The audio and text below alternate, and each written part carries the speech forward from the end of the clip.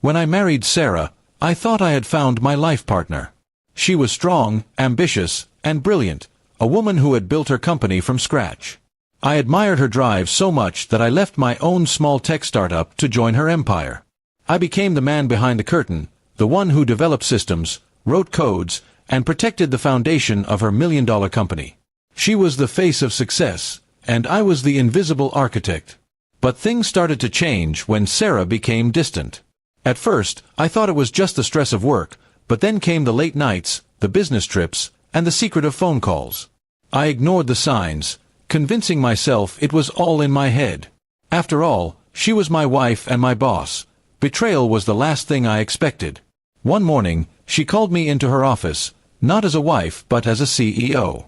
Her voice was cold and sharp, and beside her sat a man I had never met before, handsome, smug, and clearly enjoying my discomfort. "This is Daniel," she said flatly. "From today, he'll be taking over your role. You're fired." Just like that, my wife fired me from the company I helped her build, for the man she was secretly sleeping with. I stared at her, waiting for some sign that it was a cruel joke. But her expression was hard as stone. Daniel smirked at me, as if to say, "You've lost everything." My heart shattered, but my mind stayed sharp.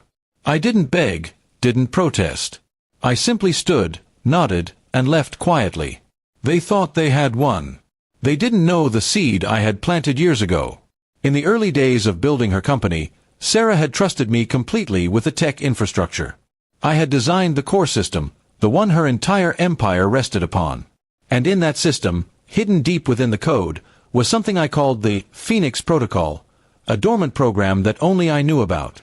It was a fail-safe, meant to protect me in case she ever betrayed me. For weeks after being discarded, I lived in silence, nursing my broken heart. But silence soon turned to determination. If she had chosen greed and betrayal over love, then she had to face the cost of that choice. I began preparing, activating the code piece by piece for my private server. It was like pulling threads from a spider's web. Slowly but surely, the empire began to shake. At first, Sarah's company experienced minor glitches. Emails went missing, deals got delayed, financial records showed small errors. She blamed her employees, fired innocent people, and leaned heavily on Daniel, who pretended to know what he was doing. I watched from the shadows, smiling at their arrogance. Then the real storm began. Client databases vanished, supply chains froze, and investors started pulling out. One morning, headlines screamed about mysterious breaches and unrecoverable losses. Sarah tried to keep her image polished, but I could see her empire collapsing in real time. Daniel panicked. Without my systems, he was useless, and soon, rumors spread of him stealing money behind her back. The man she betrayed me for was now betraying her. She was losing not only her company but her reputation and her so-called lover. I watched as she went from being a celebrated CEO to a desperate woman clinging to the ruins of what was once her empire. Every news channel, every business magazine highlighted her downfall. The $10 million company was now nothing more than ashes, thanks to the hidden code she had unknowingly carried all along. One night, Sarah showed up at my apartment. Her eyes were swollen from crying, her voice trembling. "Please," she whispered, "I need your help. You're the only one who can fix this." For a moment, I saw the woman I once loved, broken and begging. But love was long gone.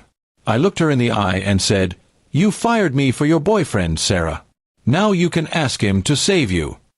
Her face crumbled as she realized the finality of my words. She left that night, defeated, and I never saw her again. Her company was auctioned off, her name forever stained in the business world.